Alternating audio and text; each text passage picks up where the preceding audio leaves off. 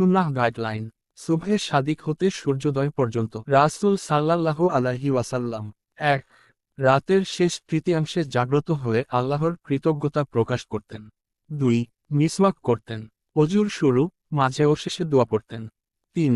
আজান শুনতে পেলে আজানের উত্তর দিতেন ও দোয়া পড়তেন। ৪। ঘরে ২ রাকাত ফজরের সুন্নাত নামাজ পড়তেন এবং দোয়া করতেন। ৫। ফজরের নামাজের জন্য মসজিদের দিকে রওনা দিতেন। ৬। ঘর থেকে বের হওয়ার দোয়া পড়তেন। ৭। দোয়া পড়ে, ডান পা দিয়ে, দরুদ পড়ে মসজিদে প্রবেশ করতেন। ৮। কাতার সোজা করতেন। ৯। ফজরের নামাজ আদায় করতেন। ১০। বিশেষ পরিস্থিতিতে ফজরের নামাজে কুনুতে নাজিলা পড়তেন। ১১। নামাজের পর ঘরে বসে সাহাবীদের সময় দিতেন। ১২। ঘুমানোর অভ্যাস ছিল না। সূর্যোদয়ের আগ পর্যন্ত কোরআন তিলাওয়াত, আল্লাহ জিকির আজকার বা বিভিন্ন দোয়া আদায় করতেন।